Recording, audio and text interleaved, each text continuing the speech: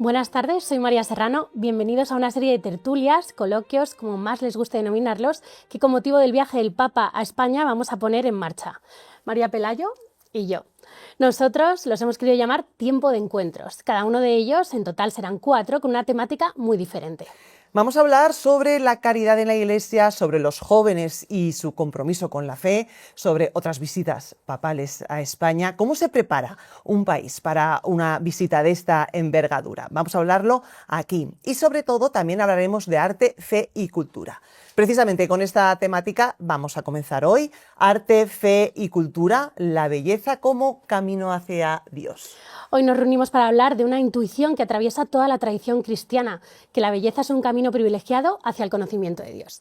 En un momento en el que la fe parece haber quedado por un lado relegada al ámbito privado, pero a la vez se experimenta un auge de la vivencia católica en expresiones culturales como el cine, la música o el arte, la cultura sigue siendo uno de los pocos lugares donde la pregunta por el sentido irrumpe con fuerza. Y es que una fe que no se hace cultura no es una fe plenamente vivida. Y el arte, cuando es verdadero, no solo expresa una cultura, sino que la genera. Vamos ya, si os parece, a presentaros a las 3 personas que para tratar este maravilloso tema hoy nos acompañan. María. Bueno, para hablar sobre este tema tan importante, ¿no?, sobre arte y fe en toda su esencia, hoy nos acompañan Lupe de la Ballina, una gran fotógrafa española reconocida por su trabajo editorial y su mirada profundamente humana sobre la realidad. Gracias, Lupe. Gracias a vosotras. Antonio Praena es poeta de referencia en España, sacerdote dominico, y su escritura atraviesa la experiencia humana desde la herida, la fragilidad, la búsqueda de Dios. Como director de Olumen, además, ha impulsado un espacio donde el arte contemporáneo dialoga con la fe desde la exigencia estética y la verdad existencial. Y también tengo a mi izquierda a Patricia Navascués, sacerdote de la Diócesis de Madrid, profesor de Teología Patrística en la Universidad de San Dámaso y en el Instituto Augustinianum de Roma. Además, sacerdote adscrito a la parroquia de la Anunciación en Pozuelo, y antes de entrar en el seminario se dedicaba también a la música, ¿no? Realizó estudios de música, composición, piano, órgano en Madrid y ofreció además varios recitales como solista y en conjuntos de cámara. Bueno, pues si os parece, vamos a comenzar entonces con un primer bloque en el que vamos a tratar la belleza como experiencia, y lanzo una primera pregunta genérica para todos. ¿La belleza puede seguir siendo hoy un lugar de encuentro entre el hombre contemporáneo y el misterio? Patricio, empezamos con usted. Yo creo que sí, por supuesto. La belleza, a mí me gusta a veces parafrasear una frase de hoy Santa Teresa de Calcuta, ¿no?, ya reconocida, que le preguntaba a un periodista, no sé si era de la BBC, una pregunta así a bocajarro, si era ella santa o no, ¿no? Se dice usted que es una santa viviente, ¿qué tiene que decir, ¿no? Y ella decía: la santidad no es el lujo de unos pocos, es una obligación de todos. Usted también tiene que ser santo. Qué bonito. Le dijo al periodista.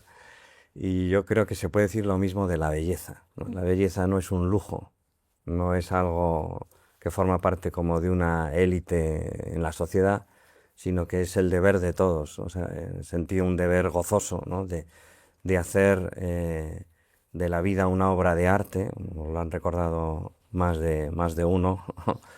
Y por supuesto, desde ese punto de vista, claro que sí, que la belleza hoy es una vía tal vez privilegiada para encontrarse con Dios, seguro. Lupe, ¿qué opinas? Yo creo que para mí es la principal vía para encontrarme con Dios, para encontrar el misterio, pero también estaba pensando que creo que es la vía principal en la cultura de hoy en día, sobre todo para las nuevas generaciones, porque yo creo que hemos sufrido una especie de... Bueno, cuando yo era más joven lo que había eran debates sobre la existencia de Dios, sobre todo era una vía como más dialéctica. Y creo que hay una sensación de que la dialéctica y la razón nos han traicionado de alguna forma. O sea, no la razón en sí, sino la idea de poder demostrar algo a través de los argumentos, por la gran cantidad de argumentos, contraargumentos, falsedades. Y la sensación que estoy teniendo ahora mismo, y se está viendo bastante, es que la belleza es algo que atraviesa y que lleva el misterio sin tener que construir un aparato perfectamente coherente, para el que no siempre estamos preparados como para sostener y para argumentar y para llevar a nuestra vida. Puede ser algo que lleve toda una vida. Y sin embargo estoy viendo cómo esa belleza cambia una vida, y luego ya veremos cómo se organiza el resto de los atributos. Enseguida nos puedes contar cómo tú transmites eso a través de tu cámara, pero Cuando antes, quieras, Antonio, sí. queremos escuchar tu opinión.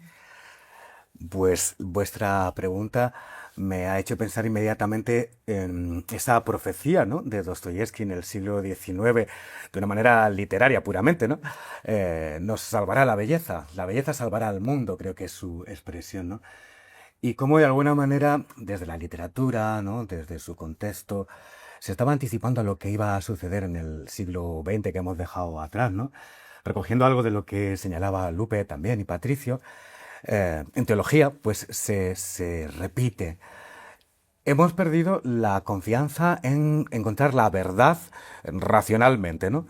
Desde la modernidad, la filosofía, Kant, podemos encontrar una única verdad, un único camino en el que, como humanidad, retomar esa unidad de destino, ¿no?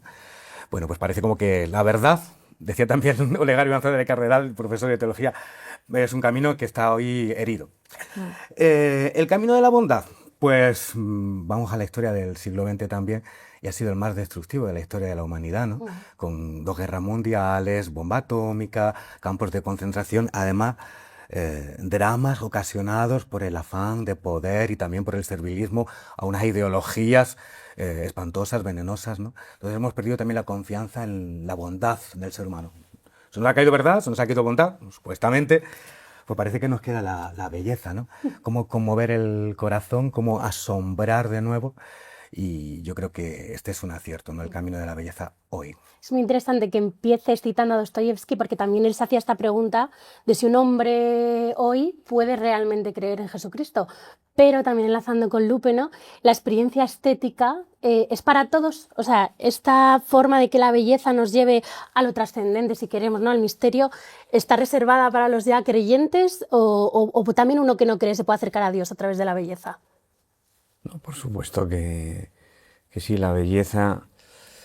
A ver, si estamos hablando de la belleza podemos entendernos perfectamente, pero un cristiano todavía aquilataría más, ¿no? Y podríamos hablar del más bello, ¿no?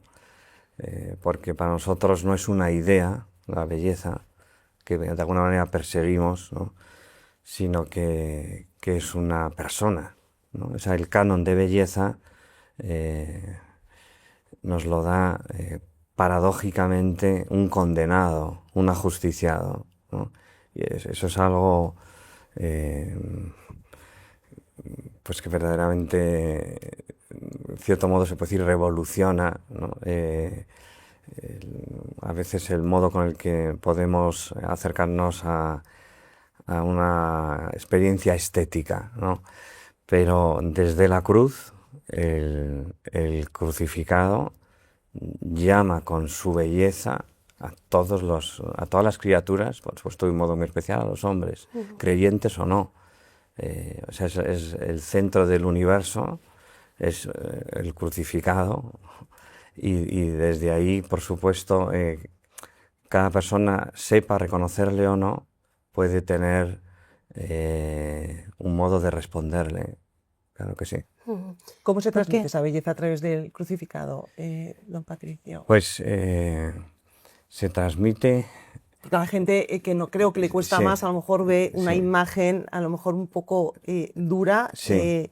y usted está hablando que se transmite esa belleza. Sí, claro, eso es una operación que se fue haciendo como en los primeros siglos, hasta el punto de llamarle a él como el embellecedor del universo, pero a él clavado en la cruz. Cuando descubrimos no el dolor ni el sufrimiento como la razón que le ha llevado allí, sino el amor, entonces es cuando se puede convertir en una clave que desde la injusticia, el dolor, la muerte, ¿no?, es capaz como de integrarlo todo. Ahí es donde se vuelve la experiencia de la belleza. La belleza siempre como que armoniza, reúne, atrae, y cuanto más atrae, más bella es, más veraz es, ¿no? Cuanto durante mayor tiempo es capaz de atraer, pues tanto más bella es, ¿no? Y por supuesto, yo creo que esto Uno puede descubrir en un puente bien trazado y bien proyectado pues un reflejo de esa belleza. Uno puede descubrir en una obra de un pintor no creyente también un destello de esa belleza, pero en la medida en que uno profundiza, termina al final rindiéndose ante el crucificado. Yo creo, ojalá, vamos, que sea esa. Esta idea también es muy interesante, Antonio, sobre la belleza que se desvela, ¿no? Que se revela también como poeta y como fotógrafa, esta capacidad del arte de hacer visible lo que en apariencia está invisible, ¿no? De acercar. Sí. Y en relación con lo que señala Patricio, me dijo él como Patricio, como colaboradores y hermanos sacerdotes, pues qué hermoso recordar también la profecía de Isaías, ¿no? No hay en él belleza aparente referida después a Jesucristo, ¿no? No es que no haya belleza, es que no hay belleza aparente. Señala Patricio que Jesús, el Cristo, rompe los cánones clásicos, no los destroza, porque el cristianismo los hereda, pero los desborda, porque no se queda en un esteticismo vano, ¿no? En un lujo para edificios, para una élite. Es la belleza moral y es la belleza del amor. Y es también, desde el punto de vista poético y literario, es la belleza narrativa. Su persona no es solo un cuerpo hermoso, sino que es toda la historia de ese cuerpo, pues desde el principio y con todos los que forman parte de él, con María desde el principio. Es la belleza del relato de Dios, ¿no? Y bueno, pues se cumple. No hay belleza aparente, pero hay una belleza mucho más profunda, moral. Es la atracción que ejerce sobre el corazón cuando descubre el interior de la persona, ¿no? Y también me gusta decir, en el principio ya existía la belleza, ¿no? Que es el que era, pues es el logos que está desde siempre en el plan de Dios. Lupe, ¿querías decir? No, pero es que lo han terminado de contar ellos, que me preguntaba que estamos hablando de belleza y sería interesante, aunque eso podría llenar 5 cursos de teología, pero ¿qué es la belleza? Porque yo tenía esta discusión con católicos, pero es que mis compañeros lo han explicado fenomenal. Lo que quería decir, que la belleza no tiene por qué ser lo armónico. No es que lo bonito lleva a Dios y lo feo lleva al demonio, ¿no? Es que Cristo en la cruz es algo grotesco. En cierto, es un dolor, es un hombre desfigurado. Pero es auténtico, es verdadero, y la belleza al final es el esplendor de la verdad. Entonces, creo que también como católicos tenemos que ser muy libres a la hora de dejarnos asombrar, de dejarnos reclamar por la belleza que tengamos delante en el arte y fuera del arte. Y no hacer un check de ¿is this bonito? O sea, ¿está esto ordenado? ¿Está esto diciendo cosas buenas? Y entonces me puede parecer auténticamente arte y me puede parecer realmente bello, porque yo creo que, supongo que ya lo hablaremos, pero lo que despierta tu corazón y te hace mirar al misterio de cara, y puede ser desde la conmoción, y puede ser desde el embelesamiento.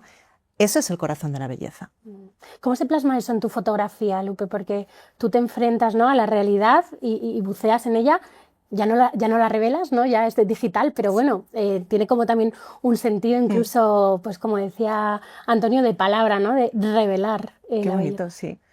Yo me dejo, pues ha sido un camino, el camino del artista es una preciosidad y creo que refleja el camino de todo ser humano, que es un camino hacia adentro.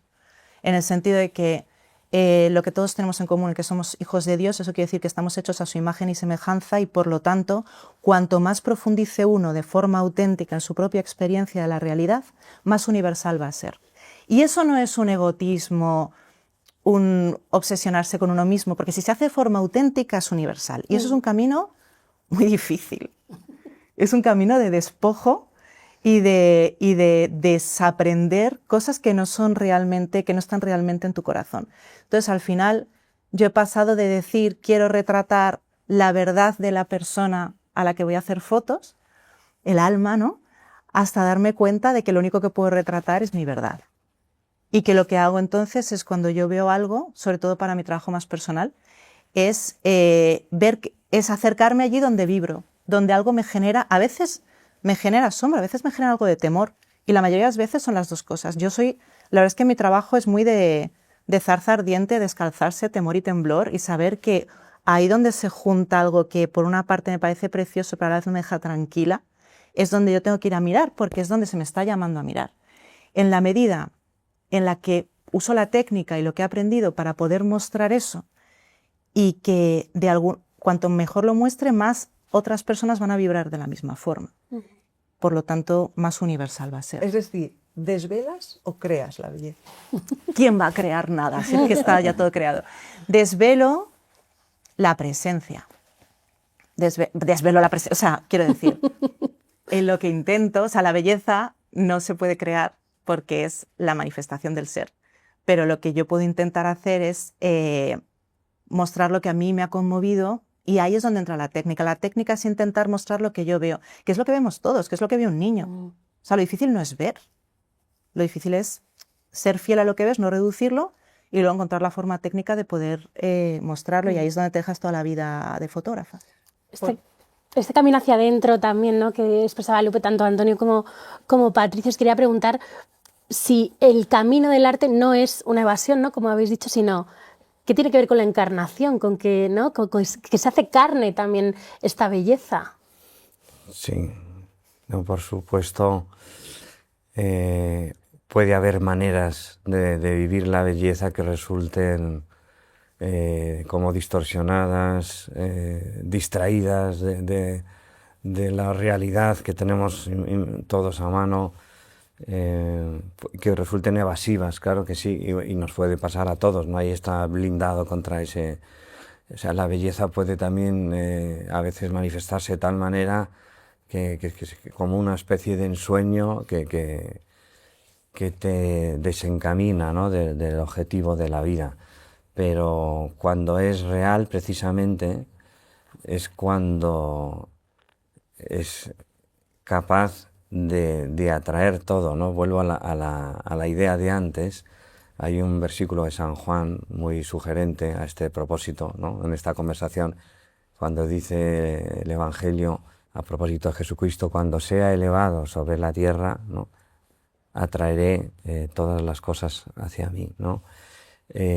Si pensamos que la experiencia estética es como una especie de imán, ¿no?,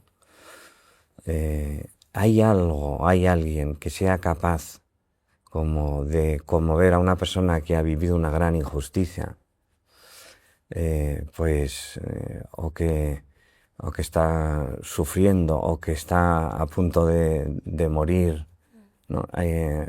Le conmueve simplemente una fachada bien proyectada, pues probablemente no, si no hay algo más, ¿no? O una buena melodía, no si no tiene algo más que decir, ¿no? Pero si la fuente de la belleza es quien está venciendo la injusticia, quien está traspasando la muerte, quien está como abriendo un horizonte nuevo, entonces hay también, no sé, un poco también enlazando con una idea que antes ha dicho Lupe, ahí aparece una nueva idea de armonía, ¿no?, que donde todo lo que ocurre en la vida se puede llegar a armonizar con esa única clave de Jesucristo dando su vida hasta la muerte y regalándonos el perdón y la paz y la vida eterna, ¿no?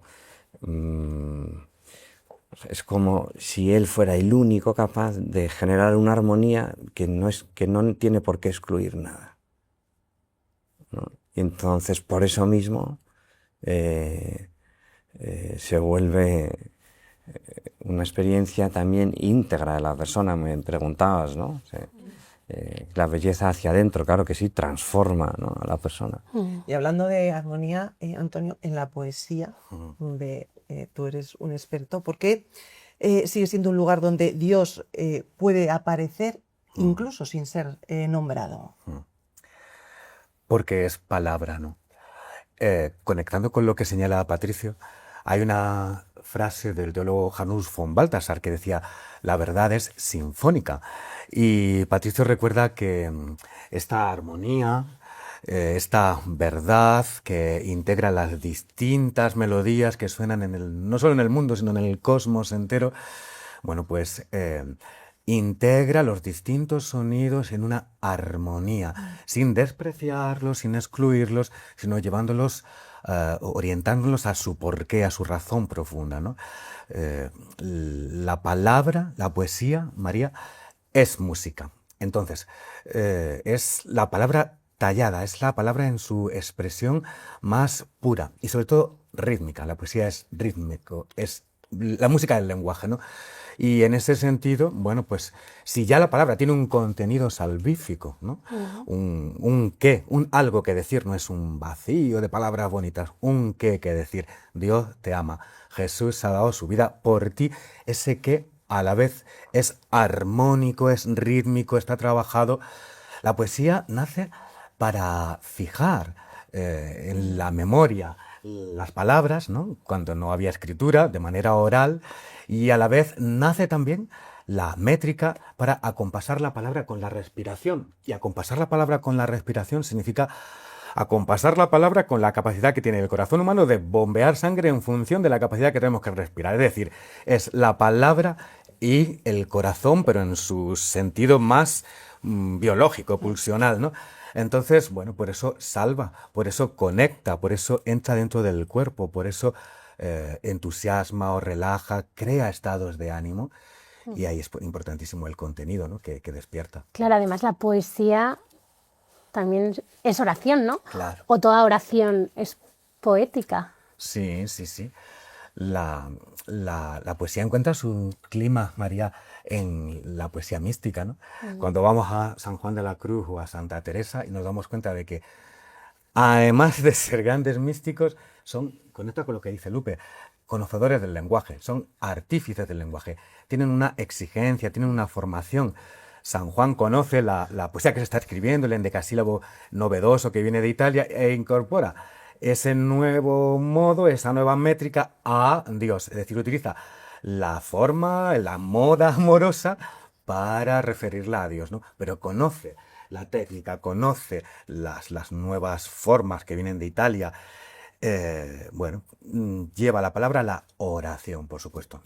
Y esos son los artistas cristianos, ¿no? Los que concitan eso. No se puede decir que casi la fe también profesada del modo más sencillo es imposible que no sea poética. Por ejemplo, Padre nuestro que estás en el cielo.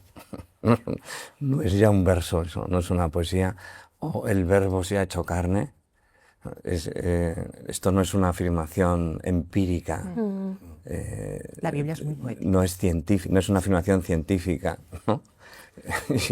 No estamos tampoco en un texto de Isaías, de Jeremías, que es una barbaridad, también repleta de imágenes poéticas, pero estamos en una frase de un evangelio que resulta potencialmente un poema, o el poema de la historia.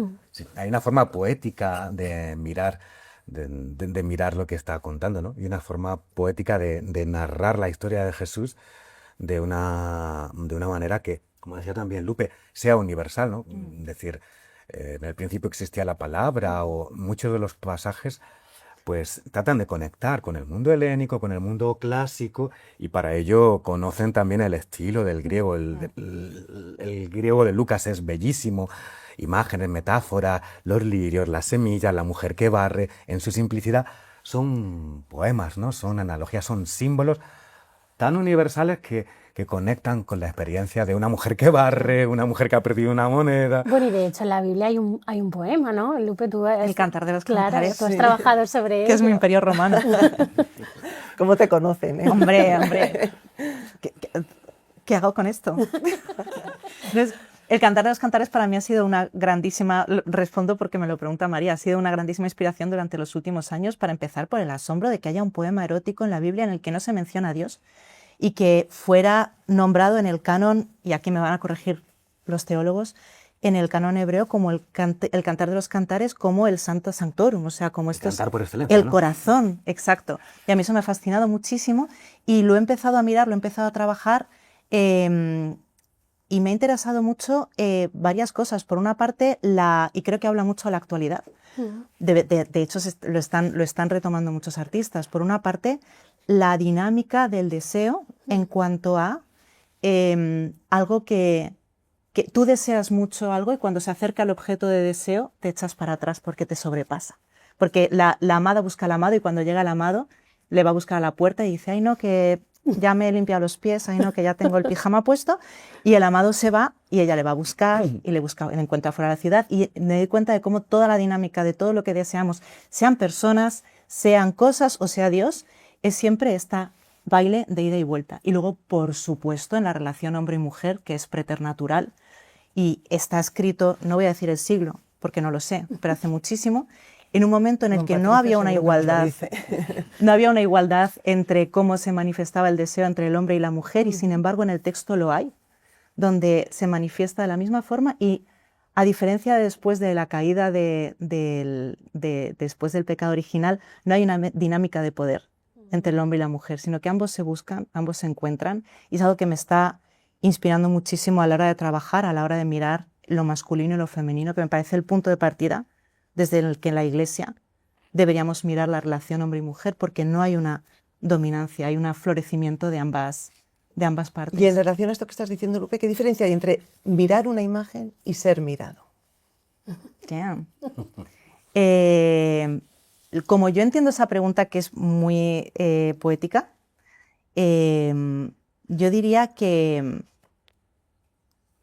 cuando yo puedo decir que soy mirada por una imagen, querría decir que esa imagen me está hablando a mí, me está diciendo algo de mí. Con lo cual, de alguna forma, deja de ser una imagen en cuanto a imitación de la realidad como para ser una presencia. Porque estoy estableciendo un diálogo con un tú. Y de hecho diré que aunque luego el ser pasa por donde le da la gana, pero yo creo que la gran limitación del arte generado por inteligencia artificial no es técnico. Dicen, no, pero nunca se va a poder generar algo que conmueva y ya está. O sea, técnicamente podemos imitar todo. El problema de la inteligencia artificial, del arte con inteligencia artificial, es que no hay un tú que me está mirando desde el otro lado. Exacto. Con lo cual, esa función en parte salvífica del arte, que es decir, tú no estás solo en el universo, todas tus preguntas, toda tu necesidad de misterio, hay otro ser humano que también vibra con eso y se hace las mismas preguntas, desaparece.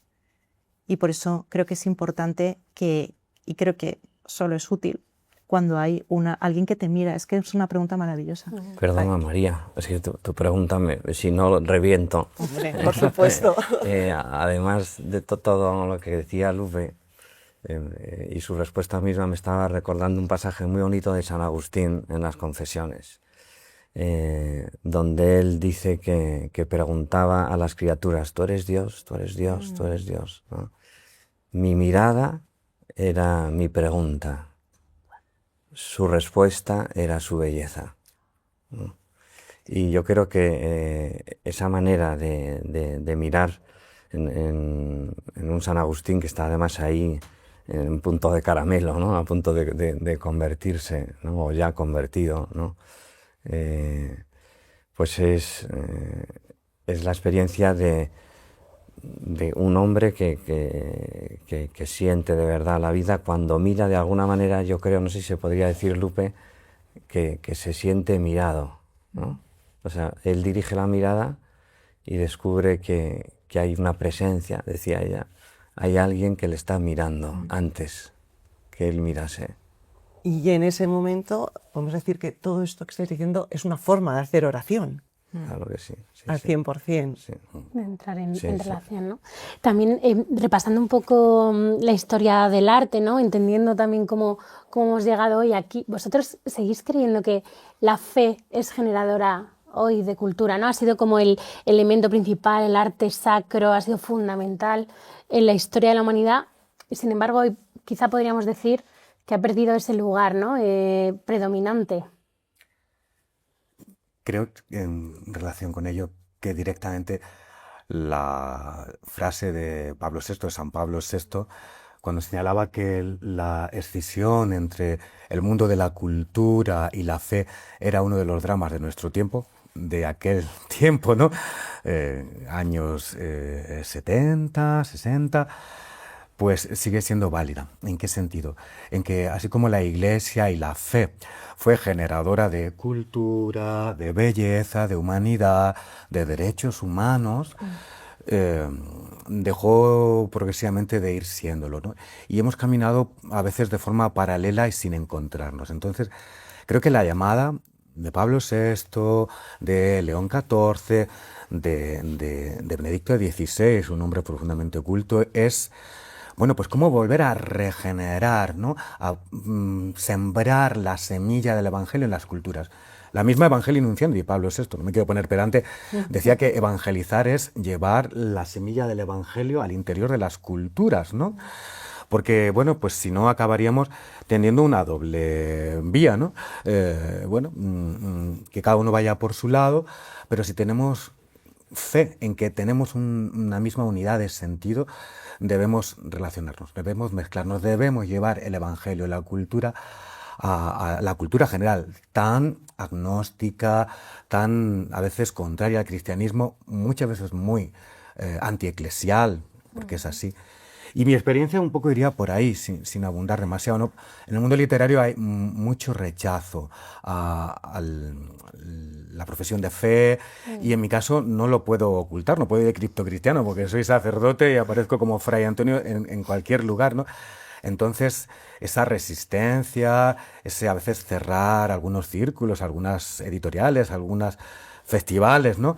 Pues es muy difícil, y como decía también Lupe, tienes que ir con una exigencia formal, con la técnica. Gaudí, para construir la Sagrada Familia, tiene que ser un arquitecto que se ha formado, y desde ese conocimiento, desde esa técnica, pues llevar su cultura a un edificio que habla de fe, ¿no?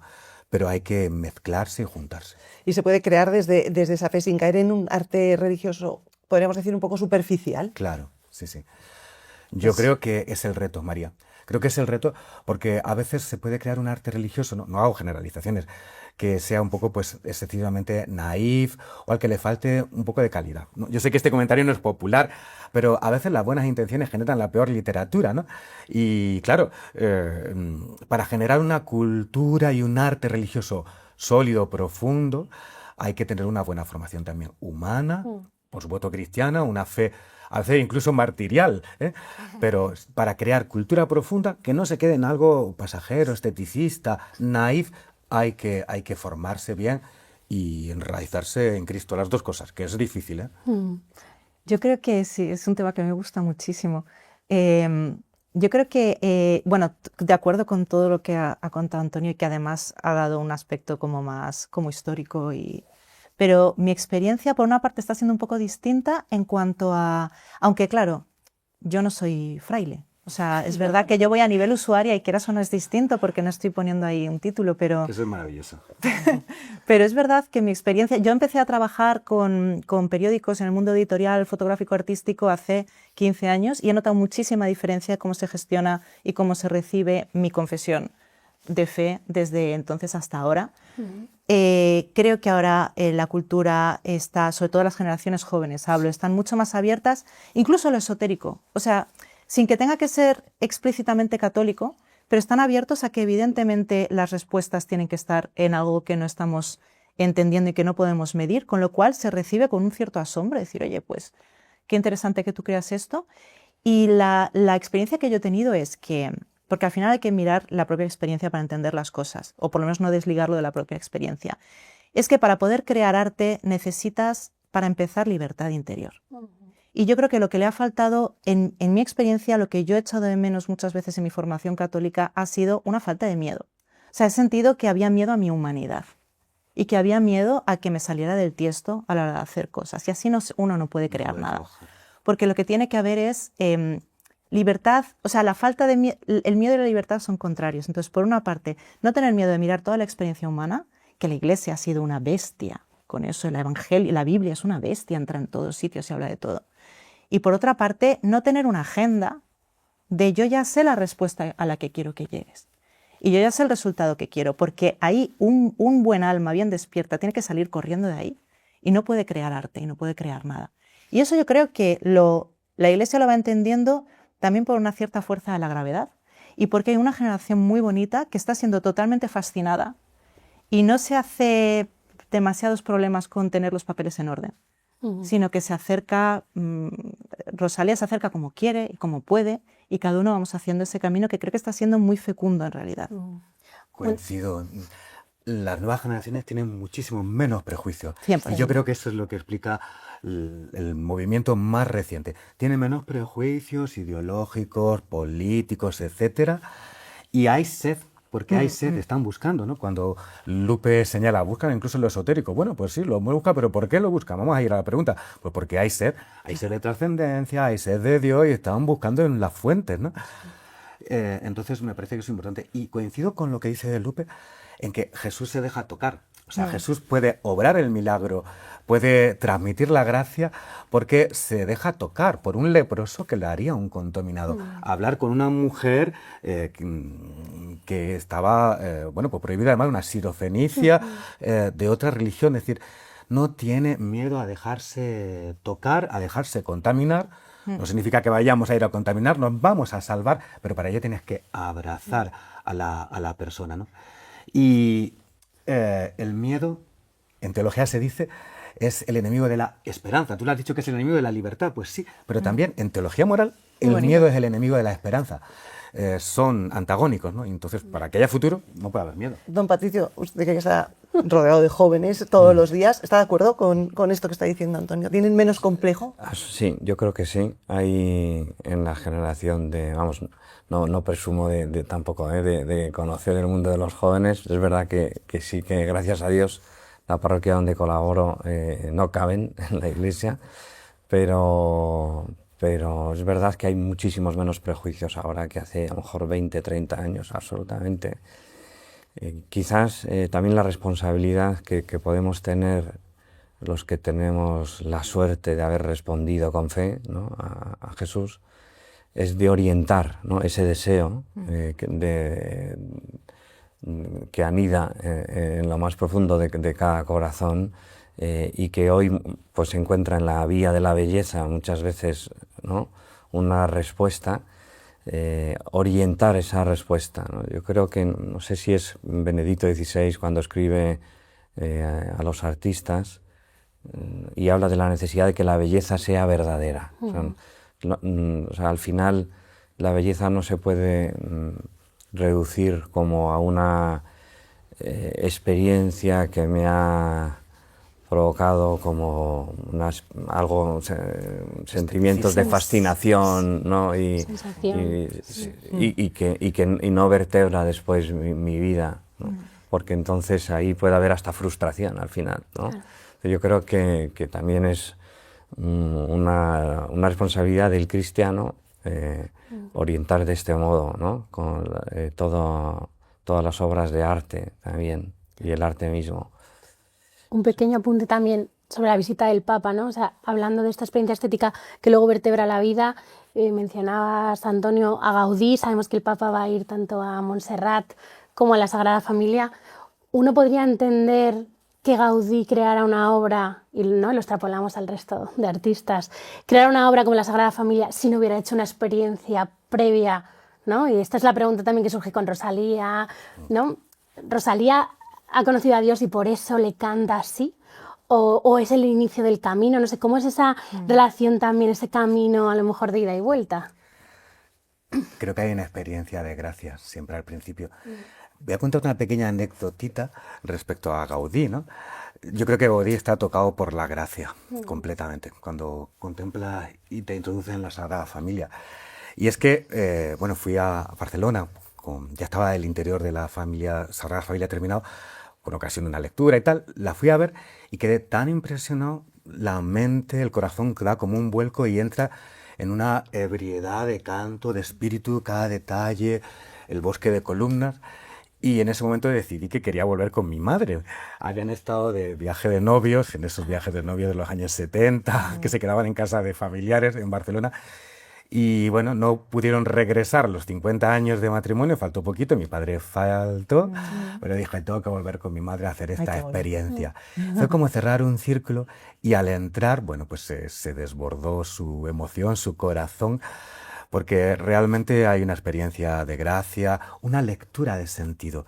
Las portadas, las cúpulas, todo tiene un sentido. Yo creo que Gaudí no lo habría podido hacer si no hubieras tocado por la gracia. Y además el ejemplo más maravilloso es decir, ¿veis cómo alguien que escribe empapado de la luz de la fe puede hacer algo que nos deslumbra, que no sabemos cómo ha ocurrido, pero ha ocurrido? Es que sin duda el arte es una forma totalmente real de encuentro con Dios, perdona. No, que se nota cuando uno habla de estar enamorado y no está enamorado, se nota. Me acuerdo, es que claro, no quiero decir nombres, pero me acuerdo que hablábamos de un pensador, no, pienso en un muchacho que escribía discos hablando de una experiencia de amor que no era suya, y luego empezó a escribir discos hablando de su experiencia de amor, y decíamos, qué diferencia tan grande, cómo se nota. Y de un pensador que llevábamos que iba a muchas tertulias católicas, y yo decía, este señor no tiene fe. No mentía, hablaba muy bien de la fe, pero decía, cuando realmente es conmovedor cuando tú hablas de una experiencia que realmente has hecho. Y si no haces aproximaciones que hasta que no tienes esa experiencia te crees que es esa cosa. Y esos son, también yo creo que esos son círculos de experiencia que se van cerrando, porque seguramente Santa Teresa, bueno, no sé cuándo, pero quiero decir, alguien que no sea místico puede tener una experiencia de fe y es real y lo cuenta, y luego de repente puede tener una experiencia más profunda y dice, ostras, que lo anterior... Son procesos también que hay que acompañar. Claro. Sí. No se llega de golpe, claro. Sí, pero que cuando hay algo verdadero, cuando se cuenta algo que realmente uno ha experimentado, se cuenta de otra forma y se entiende. La verdad es que el tiempo vuela, María, nos quedaríamos aquí como una hora más, pero la verdad es que tenemos que ir acabando ya. Y... Es verdad que sí que en una frase Venga, nos gustaría que una frase. resumierais si el arte, entonces, confirmáis que es una vía preferencial para llegar a Dios. Si lo confirmáis o no. Sí, hombre, después de todo el tiempo que llevamos hablando, ¿Te imaginas que ahora dices que no? Lo pensaba antes de venir ya. Bueno, claro que sí. Sí, es... ¿no? Jesucristo dice en el Evangelio, yo soy el camino, la verdad y la vida. ¿No? Este tipo como de afirmaciones de Jesús no responden tanto a la pregunta ¿quién eres tú?, sino a la pregunta ¿cuál es el camino? ¿Cuál es la verdad? ¿Cuál es la vida? Y dice, yo soy. Se podría añadir, glosar, soy el camino, la verdad, la vida y la belleza, ¿no? Y en ese sentido todo el mundo busca un camino para vivir, busca también la verdad, la encuentre o no, busca también la belleza, y Jesús se revela y se nos presenta a todos como aquel que es el único que puede colmar de lleno ese deseo. Lupe.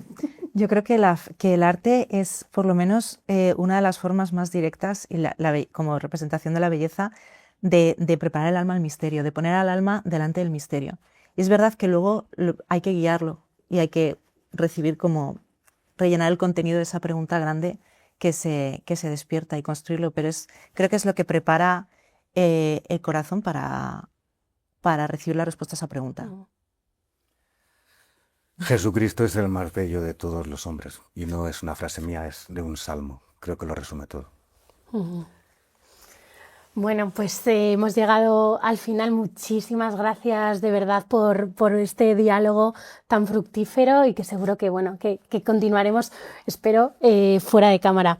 Bueno, como sabemos, la Iglesia siempre ha sabido que la belleza no es un camino secundario, ¿no?, sino que es una vía real hacia Dios, como también ahora acabáis de recordar.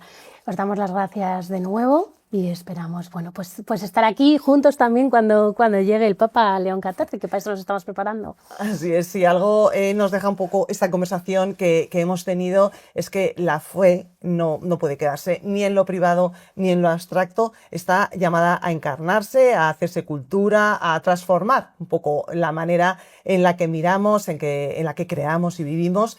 El arte, lo hemos escuchado aquí, tiene ahí una responsabilidad enorme, porque puede mostrar que Dios no es una idea lejana, sino una presencia que habita la realidad. Y ante la próxima visita del Papa León XIV es también una llamada: recuperar la belleza como camino de evangelización para que muchos puedan encontrarse con Cristo, no solo a través de las palabras, lo hemos visto aquí, sino también a través de una experiencia realmente viva. Gracias por habernos acompañado, gracias a nuestros invitados, y hasta el próximo programa de Tiempo de Encuentros. Muchas gracias. Gracias a vosotros. Gracias.